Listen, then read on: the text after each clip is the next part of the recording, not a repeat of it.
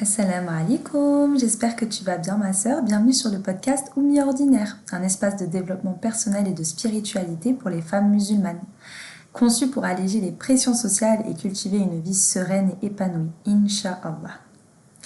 Je te retrouve aujourd'hui dans ce premier podcast que je vais renommer Au secours, je suis femme au foyer. J'ai pas fait de podcast de présentation parce que je trouve que c'est pas forcément utile. Étant donné que voilà, je vais me présenter brièvement au début de ce podcast-là et je pense que je le ferai au début de chacun des podcasts de la saison, Inch'Allah. Je suis très contente. C'est mon premier podcast. Je sais pas si la qualité du son sera bien, si elle sera pas bien, si je vais bégayer, si je vais pas bégayer. Sachant que j'ai pris quelques petites notes, mais je n'ai pas du tout de texte préconçu. À part l'introduction, qui est l'introduction du podcast en général, que j'ai un petit peu travaillé, mais sinon, rien du tout.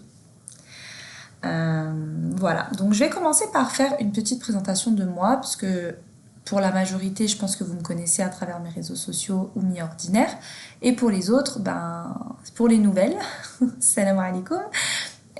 Du coup, je m'appelle Inès. Je suis la maman d'un petit garçon qui s'appelle Haroun, qui a 1 an et demi. Allahumma barik.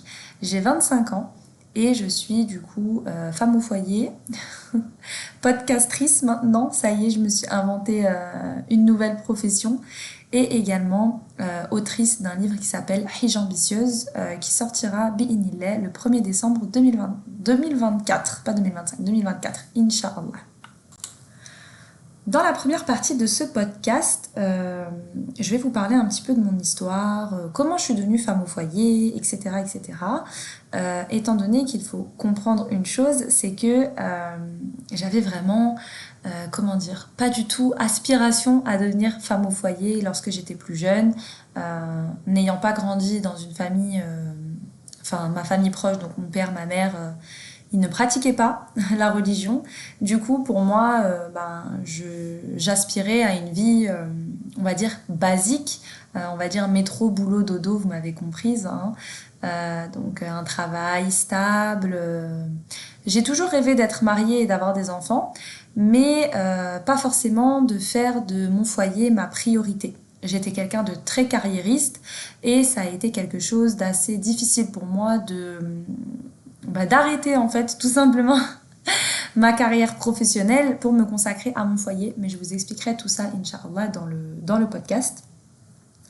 Ce podcast que j'ai appelé ironiquement Au secours je suis femme au foyer, c'est un podcast en fait qui va sûrement en aider plus d'une à comprendre que quand on est au foyer, on a certaines idées, on a certains fantasmes on va dire. Et c'est vrai qu'on va parler de la réalité en fait tout simplement. Donc j'ai mis le podcast en 5 parties. Donc dans la première partie, je vais vous expliquer un peu ce que c'est être femme au foyer, est-ce que c'est un choix, est-ce que c'est une obligation, est-ce que c'est c'est quoi être femme au foyer concrètement. Dans la partie 2, je voulais parler un peu du jugement et du regard des autres. Quand on dit par exemple à notre famille, à nos proches, qu'on souhaite devenir femme au foyer ou qu'on souhaite arrêter notre activité pour se consacrer au foyer, il y a beaucoup de préjugés, beaucoup de remarques qui sont parfois très difficiles et qui peuvent, dans un certain degré, nous faire regretter un peu notre choix. Dans la troisième partie, je voulais qu'on parle un peu de toute cette vibes qu'il y a actuellement autour des femmes au foyer, notamment avec, j'ai vu ça sur Instagram et aussi sur TikTok, un peu la mode des threadwives. Je sais pas si vous avez vu, c'est un peu cette image fantasmée de la femme au foyer parfaite. Généralement, ce sont plutôt des femmes chrétiennes, mais j'ai aussi vu des femmes musulmanes se lancer dans cette truc-là. Je pense que l'objectif de base de cette trend, elle est vraiment là pour motiver les femmes, on va dire, à se bouger quand on est à la maison. Mais je trouve qu'elle est très culpabilisante et je vous parlerai également de tout ça, Inch'Allah, dans cette partie-là. Ensuite, je voulais vous parler un petit peu de mes conseils si vous souhaitez devenir femme au foyer, ce qu'il faut savoir avant de le faire. Il faut préserver beaucoup sa santé mentale. Je vais vous donner quelques conseils, Inch'Allah, les avantages, les inconvénients. On va parler également de l'aspect financier, parce que ça aussi c'est quelque chose qui clairement, c'est la majorité des femmes sont dissuadées par le fait d'être femme au foyer, c'est en partie la partie financière. Voilà, l'indépendance, la partie financière, c'est quelque chose qui vraiment aujourd'hui est un sujet très controversé, on va dire, entre les femmes qui travaillent et les femmes qui ne travaillent plus et qui ont décidé d'être au foyer. Et dans la 5e partie, je vais vous donner un petit peu des conseils pour redécouvrir votre foyer, pour tout simplement que tu aimes être chez toi en fait. Que tu aimes être chez toi. Si tu as fait le choix d'être chez toi, c'est que tu sais pourquoi tu le fais. Et je pensais finir sur quelques conseils, Inch'Allah, pour redécouvrir ton foyer. Le podcast promet d'être un petit peu long, je m'excuse d'avance. Je m'étais fixé un podcast de 30 minutes, mais ça fait déjà 6 minutes que je bavarde. Donc on va très très vite commencer. Bismillah. Alors, pour commencer, on va faire un petit point sur qu'est-ce que c'est être femme au foyer, est-ce que c'est un choix, est-ce que c'est une obligation, etc. Je tiens juste à préciser que ce podcast s'adresse aux femmes qui sont au foyer, mais pas uniquement. Je ne vais pas non plus... il n'y a pas de concurrence entre les femmes qui sont au foyer et les femmes qui travaillent. Je m'adresse aux femmes au foyer parce que je sais que parfois on est un petit peu délaissé. Voilà. Et je voulais parler de ce sujet de société parce qu'aujourd'hui j'ai remarqué qu'il y a beaucoup de femmes qui souhaiteraient devenir femme au foyer et qui ne savent pas trop dans quoi s'embarquer, quoi. On voit tout et n'importe quoi aussi sur les réseaux sociaux. On voit des femmes qui prônent ce mode de vie. On en a d'autres qui disent que c'est un enfer pour elles. Voilà. Donc, je voulais vraiment vous parler un peu de mon expérience dans un premier temps. En espérant, Inch'Allah, que ce sera une expérience qui pourra vous apporter quelques réponses. Pas toutes, bien sûr. Il faut aussi demander à Allah de guider votre choix. Mais j'espère, Inch'Allah, par la cause de mon histoire, peut-être d'en toucher plus d'une et de vous dire, peut-être que finalement, c'est le bon choix que je fais, soit de rester au travail, soit de rester à la maison. Donc, moi, au début, comme je vous disais, au début du podcast, j'avais une illusion, une image, en fait, de la femme au foyer très péjorative parce que dans mon entourage, je n'avais clairement qu'une seule femme qui avait décidé de rester au foyer et c'était une femme qui était très pratiquante. Voilà, ma tante, big up, salam alaikum, si tu passes par là. Mais sinon, toutes les femmes de mon entourage travaillaient. Que ce soit ma mère, mes autres tantes, j'ai des tantes qui ont même des choses à elles, qui travaillent pour elles-mêmes. J'ai une tante qui est médecin, une tante qui est infirmière. J'ai vraiment dans mon entourage proche, j'ai que des femmes qui travaillent. Ma mère, c'était une femme très carriériste. Elle faisait beaucoup passer son travail avant tout, en fait. Et ça a eu un impact sur ma façon d'imaginer la femme au foyer parce que j'ai aussi entendu pas mal de choses. Être femme au foyer, c'est être dépendante de son mari, c'est ne pas réussir à s'en sortir toute seule. Donc vraiment une image un petit peu péjorative de la femme au foyer et aussi une image très ancienne. C'est-à-dire que pour les gens de mon entourage, être femme au foyer, c'est quelque chose de vieux. Voilà, c'est démodé. Si tu veux vivre de cette façon-là, c'est impossible en France, c'est impossible aujourd'hui. À part si ton mari gagne beaucoup d'argent, et s'il gagne beaucoup d'argent, forcément, derrière, il y a des petits vices cachés, quoi. Donc, ça m'a vraiment donné une image très péjorative. Après, j'ai grandi avec des parents qui m'ont beaucoup poussée dans les études, alhamdoulilah. Aujourd'hui, j'en suis reconnaissante parce que c'est quand même un bagage. Mais voilà, sachant que j'ai eu des parents qui aspiraient pour moi de grandes choses. J'avais un papa qui était hyper, derrière moi en fait pour mes études, qui a financé une partie de mes études, qu'Allah le récompense, qui m'a vraiment aidée, épaulée, qui a fait de moi en fait un peu, il m'a donné dans ma tête ce mindset de une femme maghrébine en France, elle doit avoir des études et elle doit être carriériste si elle veut réussir et qu'on la respecte. Parce que pour mon père, une femme qui reste à la maison ne sera pas respectée. On en parlera tout à l'heure, Inch'Allah, dans les préjugés, etc. Donc, moi, ce que j'ai fait, c'est que j'ai fait ce modèle-là. Donc, comme je vous ai dit, avant ça, j'étais pas pratiquante du tout. Donc, voilà, mes parents n'ont jamais, je faisais pas la prière, enfin, qu'Allah me pardonne, etc. Mais j'étais pas dans l'islam.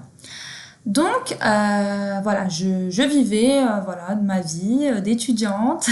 J'ai fait mon bac, alhamdoulilah. J'ai fait ma licence, alhamdoulilah. Et entre le moment où j'ai eu mon bac et le moment où j'ai eu ma licence, ben, je me suis mariée. Voilà, je me suis mariée très jeune. Moi, j'ai commencé à vivre avec mon époux à 19 ans.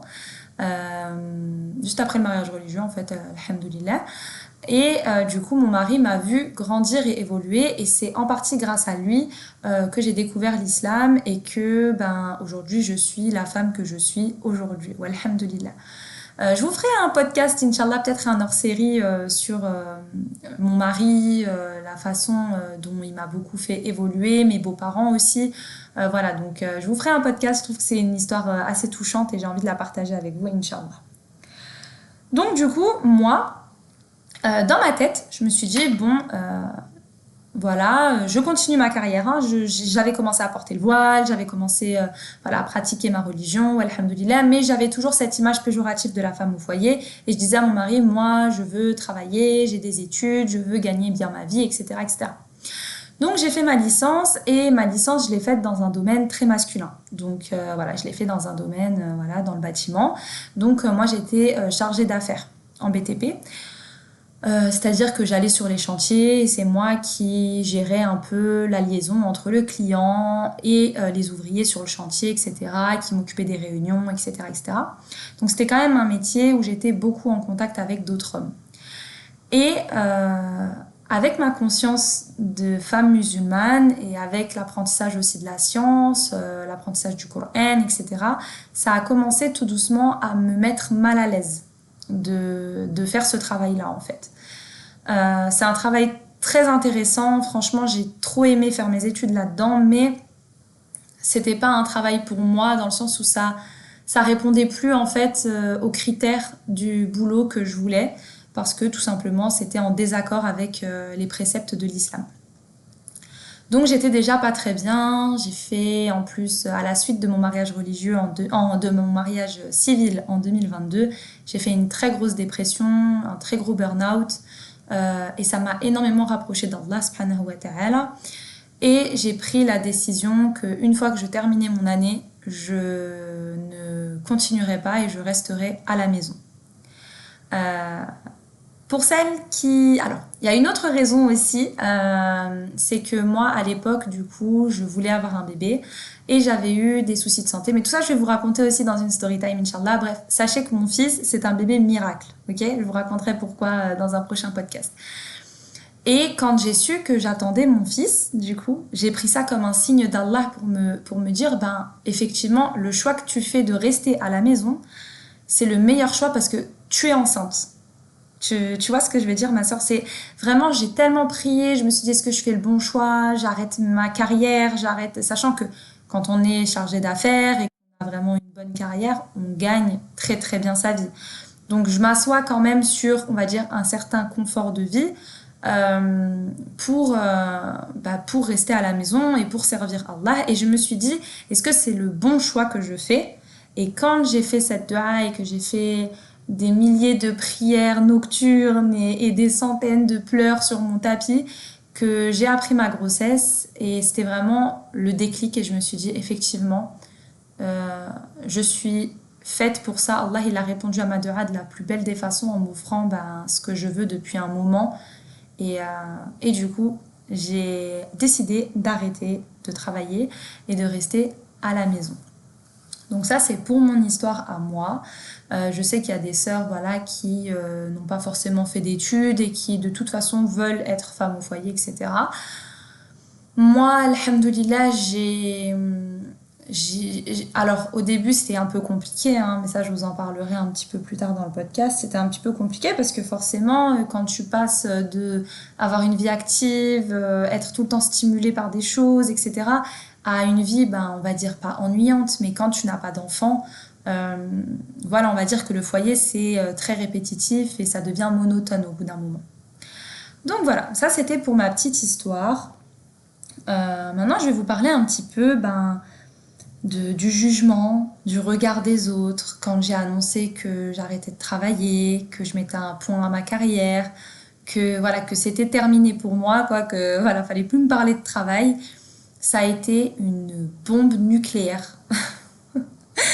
C'est le cas de le dire, une bombe nucléaire. Vraiment.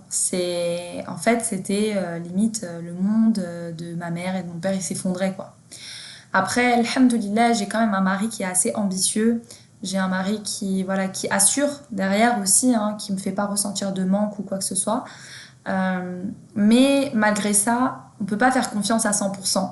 Voilà. Selon mes parents, voilà, le mari c'est bien, mais si demain on se sépare, si demain il y a quoi que ce soit, bah forcément il y aura un problème parce que tu peux pas vivre de rien. Voilà, tu peux pas vivre d'amour et d'eau fraîche comme dans le livre de la jungle. Donc voilà, j'ai eu beaucoup de remarques qui m'ont en même temps blessée, en même temps m'ont dit est-ce que tu as vraiment fait le bon choix, etc. etc. C'était assez compliqué parce que j'avais l'impression d'avoir régressé en fait.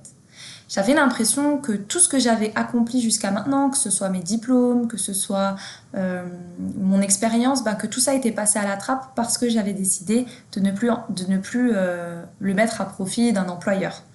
Je me suis dit, mais en fait, on me traite comme une moins que rien, clairement, parce que on me dit, tu veux être femme au foyer, quel gâchis, c'est n'importe quoi, t'as fait des études pour rien.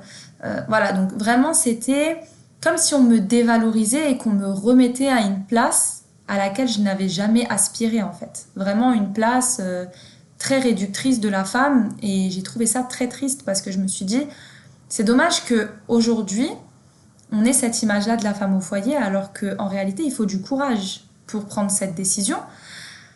Après, je peux le comprendre dans le sens où, quand on sait les raisons pour lesquelles je l'ai faite, donc pour Allah subhanahu wa ta'ala, c'est difficile à accepter quand on n'y croit pas. Voilà, c'est ça que je me dis. Peut-être que si ça avait été pour des raisons autres, que j'aurais exposé ça d'une autre façon, mais j'avais pas envie de mentir sur ça. J'ai clairement dit, voilà, moi, j'ai envie d'être femme au foyer, j'ai envie de m'occuper de mes enfants, j'ai envie de m'occuper de mon mari, j'ai envie de prendre soin de moi. J'ai pas forcément envie d'aller travailler pour quelqu'un. Retenez bien cette phrase, travailler pour quelqu'un. Parce que être femme au foyer, ça ne veut pas dire ne rien faire. Ça ne veut pas dire être qu'à la maison, être que dans son foyer et ne rien faire d'autre. Une femme au foyer peut être ambitieuse. Une femme au foyer peut avoir un commerce à elle, peut avoir un business qu'elle gère à la maison, peut se former. On n'est pas des légumes parce qu'on reste à la maison, on n'a pas notre cerveau qui sort de notre tête parce qu'on est à la maison. Et ça, c'était vraiment ce que j'avais l'impression de donner comme image, en fait, d'être devenue une simplette, une femme un peu bébête, un peu débile.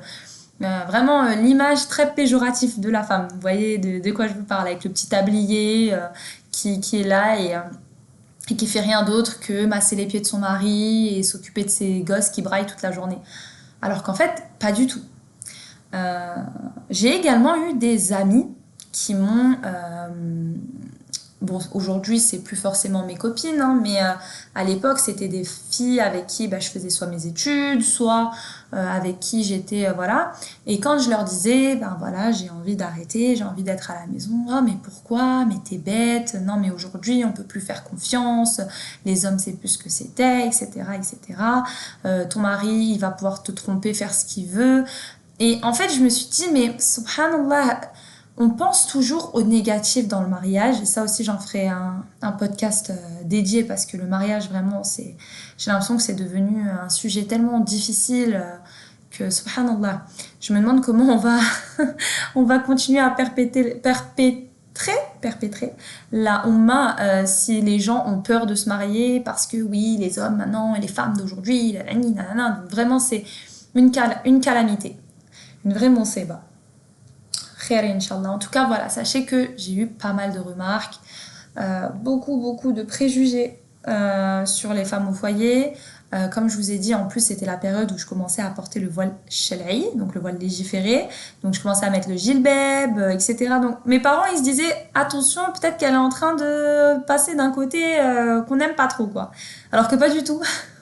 C'est simplement que c'est plus pratique déjà, et en plus ben c'est l'obéissance à Allah, c'est ça, c'est en fait on se parfait dans la religion au fur et à mesure des années.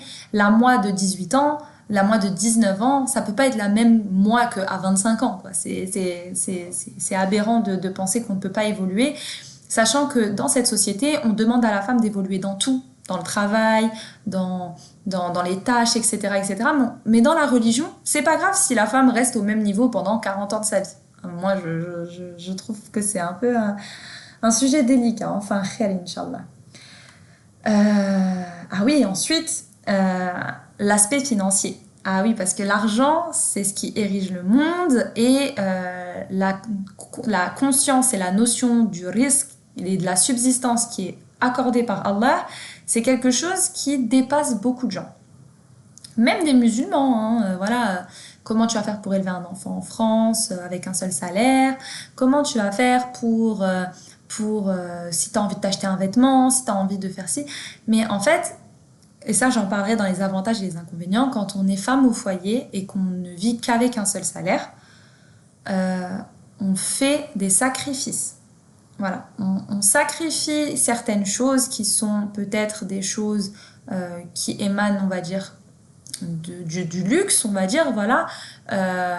Moi je dis du luxe parce que pour moi c'est pas une nécessité première. Pour le bien-être de sa santé mentale, moi c'était vraiment pour ma santé mentale, ou pour le bien-être voilà, de son foyer, etc., etc. Je dis pas que toutes les femmes doivent se sacrifier, attention, hein. Je dis pas que toutes les femmes vont se sacrifier, moi j'ai pas l'impression de me sacrifier pour être au foyer, etc. Mais je sais qu'il y a certaines sœurs qui traversent parfois des moments financiers compliqués avec leurs époux et qui sont vraiment attristées par cela, et je le comprends, mais il faut se dire que lorsque tu es dans ton foyer, ma sœur, là je m'adresse à toi directement, tu reçois des récompenses de la part d'Allah subhanahu wa ta'ala. Ta subsistance, elle est écrite. Si tu avais travaillé, tu aurais eu les mêmes galères, les mêmes soucis, les mêmes difficultés à payer les factures. En fait, il faut bien comprendre que ta subsistance, subhanallah, elle est déjà écrite. Elle fait partie de ton mektoub, elle fait partie de ton livre, en fait. Donc ça veut dire que il n'y a pas de oui, si j'avais travaillé, peut-être que on s'en serait mieux sorti. Non, c'est ta subsistance. Ta subsistance, elle est faite de cette façon-là. Peut-être qu'aujourd'hui, c'est une période difficile et que demain, tu seras dans l'abondance. Profitez de l'abondance lorsque vous êtes dedans pour mettre de côté, etc., pour investir dans des projets qui vous tiennent à cœur. Et lorsque les moments sont difficiles, faites beaucoup d'invocations, faites beaucoup de prières et beaucoup de tawakkul. Vraiment, gardez la confiance que vous avez en Allah dans chaque moment, dans chaque difficulté. Voilà, ça c'était un petit mot que je glisse comme ça, parce que c'est vrai que l'argent c'est un sujet très difficile aujourd'hui. C'est vrai que les ressources elles baissent, on va pas se mentir, hein, voilà, je vais pas vous dire non, vous allez continuer à garder le même train de vie, vous pourrez vous acheter des vêtements tous les jours, vous acheter des bijoux tous les jours, etc. Mais le jeu en vaut la chandelle, selon moi. Après, voilà, chacune a son point de vue. Moi, je respecte les femmes qui travaillent également, parce que c'est vrai que de travailler et d'assumer après aussi le foyer derrière, c'est une double charge. Moi, j'ai préféré prendre la décision de m'occuper que du foyer. Voilà. Comme ça, vous savez. Et en fait, j'ai l'impression que tous ces préjugés, ils sont vraiment encore plus approfondis, plus appuyés aujourd'hui à cause des réseaux sociaux. C'est-à-dire qu'aujourd'hui, sur les réseaux sociaux, vous avez deux styles de femmes au foyer. Vous avez, par exemple, les sœurs comme la meuf au plaid, que j'aime beaucoup, qu'Allah la préserve avec ses enfants, qui a une vie très simple et qui prône ce mode de vie ultra simple, ultra... limite, voilà quoi, on se contente de peu, de très peu, et on est très heureux. Allahumma barik.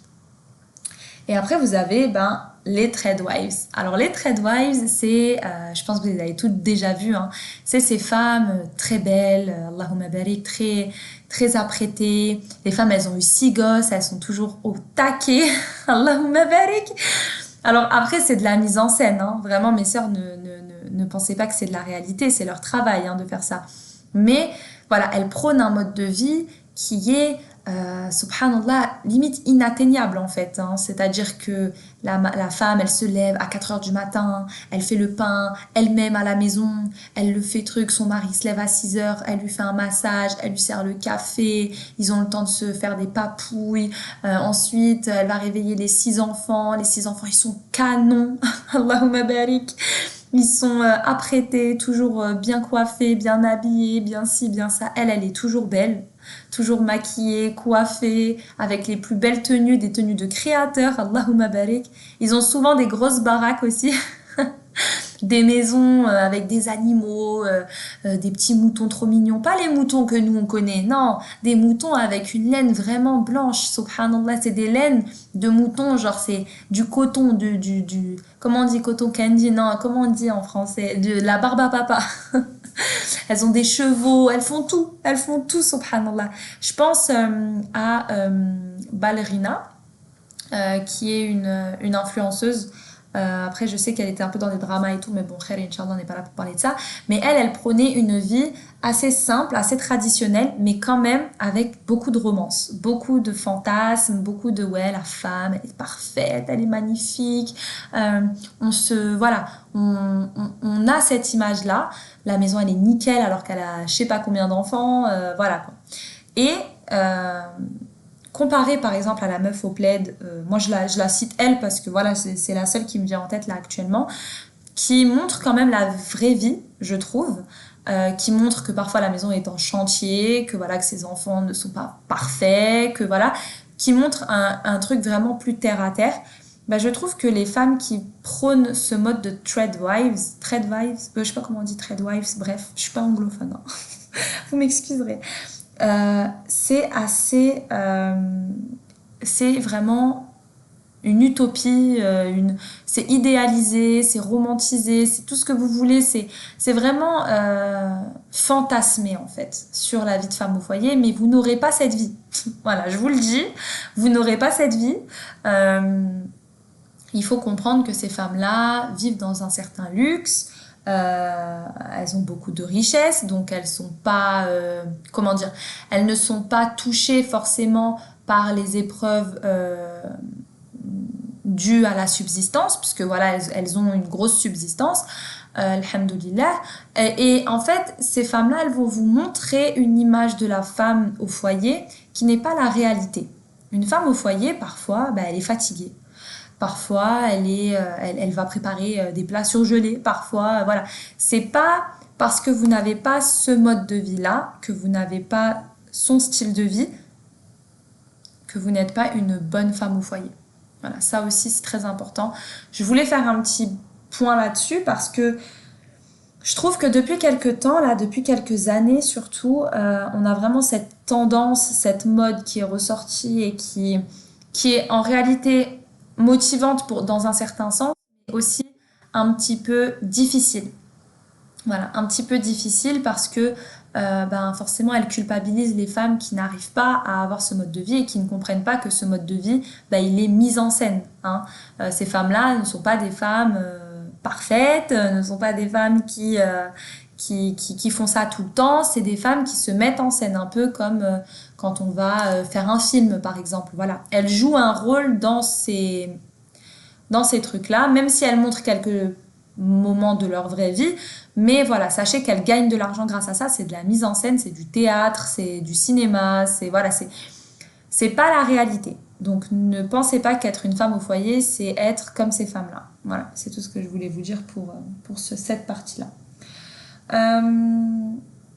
Du coup, maintenant on va passer, Inch'Allah, punaise, ça fait déjà 30 minutes que je bavarde, oh là là, Alhamdoulilah que ça enregistre parce que j'ai l'écran là. Je me suis dit combien de fois j'ai vu des sœurs qui disaient oh j'ai parlé pendant 40 minutes et après ça n'avait pas enregistré. Hein.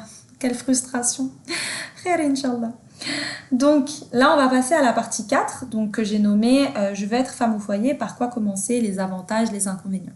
Donc je vais vous dire mes avantages et les inconvénients selon moi. Bien sûr selon moi. Est-ce qu'on commence par le négatif? Ouais, on commence par le négatif. On commence toujours par le négatif. Donc, les inconvénients, comme je vous ai dit tout à l'heure, l'aspect financier. C'est sûr que si vous n'avez jamais travaillé avant, que vous n'avez pas de chômage, que vous n'avez pas forcément d'aide, que vous ne vivez peut-être pas dans un pays qui vous propose d'avoir des aides sociales, etc., eh bien, c'est sûr qu'il va falloir réfléchir à vos dépenses. Moi, ce que je conseille aux sœurs, c'est vraiment quand elles travaillent, de mettre de l'argent de côté. Si vous avez ce projet-là, par exemple, imaginons que vous vous mariez ou vous avez un projet mariage ou que vous attendez un bébé, etc., ou que vous voulez tomber enceinte, mettez-vous, et que vous travaillez actuellement, mettez-vous une petite enveloppe tous les mois de côté. Ne serait-ce que 60 ou 100 euros ou 50 euros ou 20 euros. Et vous mettez ça de côté et vous vous dites, voilà, par exemple, le jour où je vais me marier, je ne veux plus travailler. Je ne veux plus avoir envie de travailler. Je ne veux plus avoir besoin de travailler. Donc, vous allez, bien entendu, faire votre petite enveloppe, etc. Et comme ça, lorsque vous serez dans votre foyer, vous pourrez puiser dans cette enveloppe si, par exemple, votre mari n'a pas forcément les moyens de vous acheter une chose que vous avez envie d'avoir parce que ce n'est pas une chose nécessaire. Voilà. Deuxième inconvénient, les relations sociales et humaines. Alors, quand je dis les relations sociales et humaines, ça dépend, parce que je sais qu'il y a des sœurs qui ont par exemple un entourage très sain, un entourage, on va dire, très présent, etc. Mais moi, par exemple, dans mon cas, ça a été un inconvénient parce que moi, toutes mes relations sociales, elles émanaient soit de l'école, soit du travail. Donc en fait, je n'avais plus d'interaction sociale, j'ai eu du mal à me retrouver des copines qui étaient dans ma situation, etc. etc. Alhamdoulilah, j'ai 2 copines que je vois pas très souvent malheureusement, mais qui sont là depuis des années. Qui sont là depuis des années et qui ont le même train de vie que moi. Et c'est important de vous entourer de femmes qui ont votre train de vie pour éviter en fait d'avoir cette pas culpabilité, mais un petit peu ce sentiment d'être une moins que rien. Voilà. Moi, c'est comme ça que je le voyais. Hein. Moi, je vous parle vraiment de mon avis personnel. Hein. J'attends vos commentaires, Inch'Allah, aussi, pour me dire si vous êtes d'accord ou s'il y a des choses que voilà. Voilà, donc les interactions sociales et humaines, vous en aurez beaucoup moins, forcément, parce qu'aujourd'hui, la société veut que les gens se côtoient au travail, à l'école, dans les lieux fréquentés. Sauf que quand on est au foyer, le principe, c'est de rester au maximum dans son foyer, quoi. Enfin, c'est l'objectif, on va dire. Hein. Voilà, donc ça, c'est le deuxième inconvénient. Ensuite, la relation que vous avez avec votre mari. Elle va changer quand vous allez devenir femme au foyer parce que du coup vous attendrez votre mari toute la journée et peut-être qu'il n'aura pas forcément lui envie d'avoir autant d'interactions sociales que vous. Vous l'avez attendu toute la journée ou pendant 2 jours ou pendant toute la semaine, ça dépend si votre mari travaille loin ou quoi. Et quand il va rentrer, lui il veut juste se reposer parce que lui il a été bombardé toute la journée avec le travail, les soucis du travail, etc. etc. Et vous, au contraire, vous avez passé une journée très calme et vous avez besoin de ces interactions-là avec lui. Sauf que voilà, il y aura peut-être des petits conflits au début, mais il faut trouver du temps pour répondre aux besoins de chacun. Voilà. Ensuite, dernier inconvénient, la flemmardise, la procrastination. Quand on devient femme au foyer, enfin en tout cas moi dans mon cas, il y a une période de relâchement total. C'est-à-dire que c'est une période où on est au foyer, mais vraiment quand on dit on fait rien, c'est vraiment on fait rien. Enfin moi en tout cas c'était mon cas. Quand j'ai arrêté de travailler, j'étais tellement épuisée du travail. En plus je vous ai dit, je sortais d'un burn-out, d'une dépression. J'étais vraiment la sensation de rien faire. C'est ça. J'avais pas tout de suite compris que le rôle de la femme au foyer c'était un réel travail en soi. Mais voilà, j'étais dans ce monde, dans cette utopie de ouais, je suis au foyer, donc forcément, j'ai rien à faire, je fais juste mon petit ménage, mon linge et basta. Non, c'est pas ça. Être au foyer, même d'un point de vue religieux, ça te permet de t'élever, même dans ton dîn. Ça te permet d'avoir du temps pour consacrer du temps à Allah pour l'adoration, pour faire des actes surérogatoires, pour pouvoir apprendre, t'instruire, voilà, faire des cours, etc., etc. C'est une grande ni'ma, mais ça j'en parlerai dans la partie avantage, Inch'Allah. Donc voilà, pour les inconvénients, il y a ça et il y a aussi la dévalorisation de soi. Enfin moi en tout cas c'est comme ça que je l'ai ressenti au début. Je prenais plus vraiment soin de moi parce qu'en fait pour moi j'avais vraiment cette idée de je me prépare pour aller au travail. Sauf que quand t'es à la maison, bah, t'as tendance à rester que en pyjama, etc. Et en fait, au fur et à mesure, tu te délaisses un peu, tu vois. Tu te laisses aller, tu te laisses truc. Je sais qu'il y a des femmes, Allahumma barik, qui se préparent tous les matins. Même si elles vont pas au travail, qu'elles restent à la maison, elles se préparent, elles s'habillent. Et aujourd'hui, j'ai pris cette habitude-là aussi de me lever tôt. Et de consacrer ma matinée à ce travail-là, donc à faire mes podcasts, à écrire mes livres, etc. etc. Et à m'apprêter. Donc en fait, je me prépare comme si j'allais au travail, subhanallah. Genre, je me prépare, des fois je me maquille, des fois je mets du parfum. Comme je suis chez moi, en fait, je peux me permettre de faire ça. Et c'est vrai que c'est beaucoup plus gratifiant. Voilà. Oh, mais je fais n'importe quoi. Je voulais vous donner ce conseil-là dans la dernière partie, mais bon, khair, incha'Allah. Écoutez, c'est le premier podcast, hein. Vous m'en voudrez pas. Voilà, c'est vraiment de la one again. Si je vous montre ma feuille de trucs, je vais la mettre sur Instagram, Inch'Allah. D'ailleurs, n'hésitez pas à me suivre. C'est Oumi-ordinaire. Voilà, pour celles qui veulent. Et sur Snapchat, c'est Oumi ordinaire, tout attaché. Voilà. Voilà. Donc là, maintenant, on va passer aux avantages, Inch'Allah. Pour les avantages, ils sont très nombreux. Le temps que tu peux consacrer à Allah, le temps que tu peux consacrer à ta personne, le temps que tu peux consacrer à aller visiter tes proches, par exemple tes grands-parents, etc. etc. Les temps de repos aussi. Moi, je suis quelqu'un qui a besoin énormément de repos. Psychologiquement, c'est très important pour moi. Te consacrer à des choses qui te font plaisir. Par exemple, si tu veux, je sais pas moi, écrire un livre, si tu es quelqu'un qui aime bien peindre, qui aime bien ci, qui aime bien ça, pouvoir assister à des cours, subhanallah, de religion, ou même pas que, hein. Il y a des sœurs qui sont au foyer et qui pourtant, enfin au foyer étudiante on va dire, hein, c'est-à-dire qu'elles vont assister à des cours excusez-moi qui vont assister à des cours par exemple sur l'islam, qui vont parfois à la mosquée pour des assises, etc. etc. Le fait de pouvoir également te consacrer à ton mari, ça va faire très cucul à praline, mais voilà, ton mari, quand il rentre du travail, tu peux l'accueillir, la table elle est bien, t'as fait à manger, ça fait trop plaisir, je vous jure. C'est vrai que ça peut paraître un peu, pas très féministe ce que je dis, hein, mais moi ça me fait du bien quand mon mari rentre le soir, de l'accueillir et de passer ce moment à table, ou quand mon fils, passer du temps avec mon fils, enfin vraiment voilà, c'est un choix de vie, comme je vous l'ai dit tout à l'heure. Pas tout le monde aura mon opinion, pas tout le monde aura mon avis, mais c'est trop important pour moi. Ça me valorise en fait, ça me permet d'être bien quand je vois qu'il se régale et que moi j'ai passé ma journée à lui préparer son plat préféré, qu'il me dit oh c'est magnifique, merci beaucoup ma chérie et tout, ça me fait du bien, voilà. Quoi d'autre pour les avantages? Comme dit, le fait de prendre plus soin de soi. Au début non, vous le ferez peut-être pas, mais à la longue, le fait de pouvoir prendre un bain, quand vous avez des enfants en bas âge, je vous mens pas que c'est un petit peu compliqué, mais quand ils vont à l'école, par exemple, pendant les horaires où ils sont pas à la maison, vous pouvez vraiment vous consacrer à vous-même.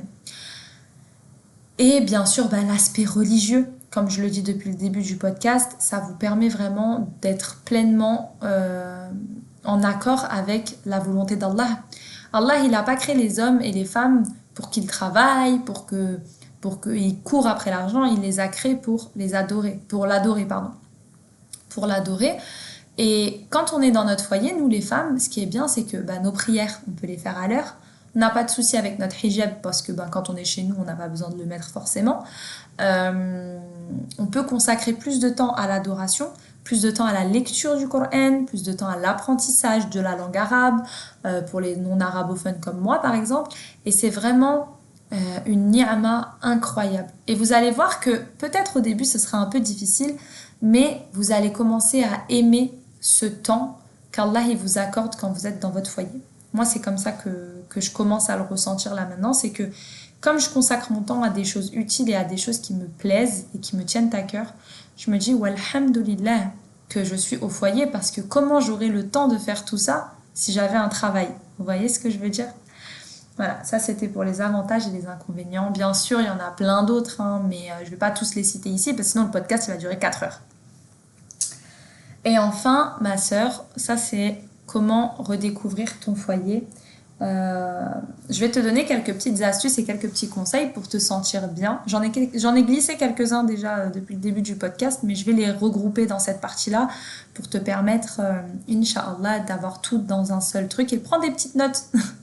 Voilà, applique-les, Inch'Allah, et tu verras que ce sera beaucoup plus simple. Déjà, trouve-toi un centre d'intérêt. Alors, un centre d'intérêt, ça peut être la religion, ça peut être un objectif que tu te fixes d'un point de vue religieux. Par exemple, voilà, cette année, je veux apprendre la lecture, je veux lire le Coran en entier, je veux apprendre à lire l'arabe, je veux voilà, avoir un certain niveau, par exemple, faire des cours de Aqida, faire des cours de fiqh, etc. etc. Ça peut être un objectif pour un business, voilà. D'ailleurs, vous retrouverez, Inch'Allah, mon livre Hijja ambitieuse avec plein de conseils et d'astuces pour lancer votre commerce de façon éthique. Voilà, voilà. Le petit instant promo. Alhamdulillah. Voilà, mettez-vous des objectifs. C'est pas parce que vous êtes à la maison, que vous êtes au foyer, que vous êtes bonne qu'à faire la vaisselle et qu'à préparer la popote à votre mari. Non, vous êtes là parce que vous avez des objectifs. Vous devez avoir des objectifs. C'est ce qui anime en fait la passion des humains, c'est vraiment le fait d'être ambitieux. Voilà.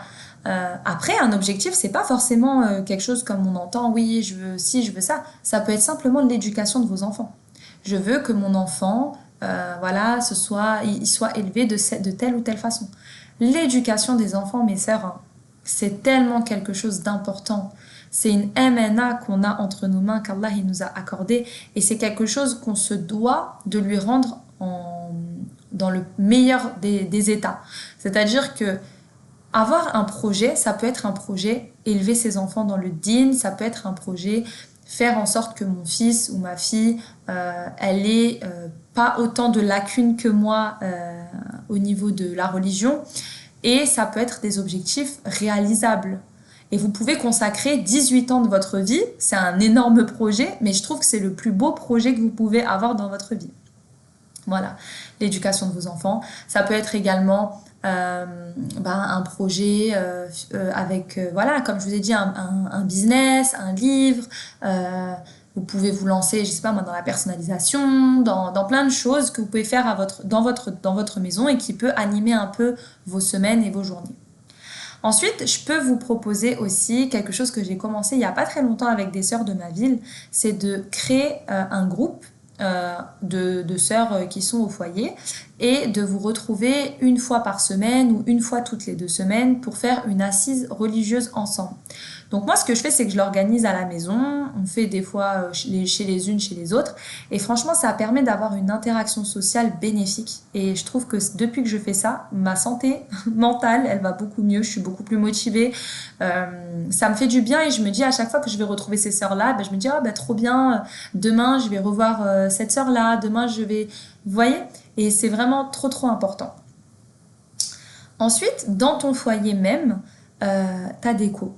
Alors, moi, j'en parle, voilà, je vous ai dit avant, voilà, financièrement, etc. Mais la déco, c'est pas forcément des trucs très chers, hein. Vous pouvez acheter ne serait-ce qu'un plaid pour recouvrir votre canapé d'une façon à ce que, voilà, en gros, votre canapé change un peu de tête. Vous pouvez acheter des nouveaux coussins, vous pouvez acheter de la literie, vous pouvez acheter une jolie bougie, etc., etc.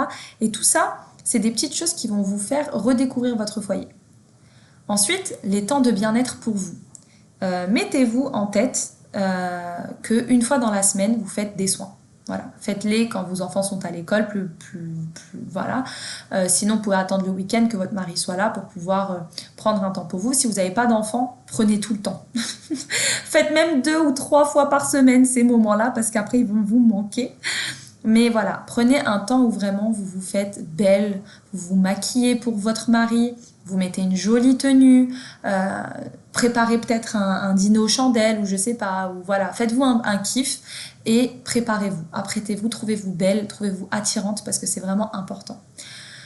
Ensuite, comme je vous ai donné avant le conseil du fait de se préparer le matin. Donc en fait, vous vous levez le matin, vous vous mettez une heure maximale. Par exemple, moi je sais qu'à maximum 8 heures, je dois être debout. Même bon, après mon fils il me réveille souvent avant. Mais à 8 heures, voilà, je sais que je commence ma matinée et que j'ai besoin d'être apprêtée. Comme si j'allais au travail. Donc en fait, je me prépare, je prends ma douche, je fais mes soins, etc., etc. Et je me prépare. Même si je reste à la maison. Ça me donne déjà un pied dans le truc, ça enlève la flemme, je sais pas comment expliquer. Ensuite, par rapport à la religion, vos prières. Moi, ce que je vous conseille, c'est vraiment la prière du Fajr. C'est vraiment une prière tellement bénéfique. Surtout si vous êtes maman, prenez le temps le matin entre le Fajr et le moment où vos enfants se lèvent pour un temps de bien-être pour vous. Voilà. Ça, c'est quelque chose que j'ai appliqué depuis que j'ai écouté les podcasts de Oumaima, de la sœur Oumaima, Allahumma barik, qui est l'autrice de Ton dernier regard et qui a un podcast qui s'appelle le Miracle Fajr. Je vous conseille d'aller l'écouter. Et franchement, c'est vrai que depuis que j'applique les conseils qu'elle a mis dans son petit e-book Miracle Fajr, bah franchement, ça m'a permis de redécouvrir mon Fajr en fait et de l'apprécier d'une autre façon. Donc voilà, préparez-vous des petits plats sympas, faites-vous plaisir en fait. Vous êtes chez vous, vous n'êtes pas en prison, d'accord? Donc voilà, valorisez les tâches aussi, les tâches ménagères, etc. Prenez le temps pendant vos tâches ménagères, soit d'écouter du Coran, ou d'écouter un podcast, ou d'écouter un truc qui vous fait plaisir. Faites du dhikr pendant que vous êtes en train de faire vos tâches ménagères pour accomplir des bonnes œuvres en même temps. Et n'oubliez pas que Allah vous récompense pour ces choses-là. Mettez la niya de le faire pour satisfaire Allah subhanahu wa ta'ala et Allah il vous mettra la baraka dans votre temps, la baraka dans vos tâches ménagères et vous allez voir que ça va changer le goût que vous avez de vous occuper de chez vous. Voilà, trouvez-vous une activité. Si vous êtes quelqu'un qui aime bien faire du sport, faites du sport. Si vous êtes une sœur qui aime bien lire, prenez des livres, achetez-vous des livres, faites-vous plaisir. Vraiment, faites-vous plaisir, mes sœurs. C'est pas forcément coûteux de se faire plaisir, hein. Ça peut être simplement, voilà, comme je vous ai dit, vous achetez une jolie bougie de temps en temps, ça peut vous faire plaisir. Faites-vous des kiffs. Voilà. Et prenez soin de vous. Parce que si vous prenez soin de vous, bah, vous prendrez soin de votre famille en même temps. Voilà. Je pense que je vous ai donné tous les petits conseils que j'aurais aimé avoir au tout début. Ça fait déjà 47 minutes, subhanallah, j'avais dit 30 minutes. Enfin bref, khair, incha'Allah. Pour le prochain épisode, ce ne sera pas aussi long. J'espère en tout cas que ça vous a plu. Et je vous dis à très très vite, incha'Allah, pour un nouveau podcast. Gros bisous!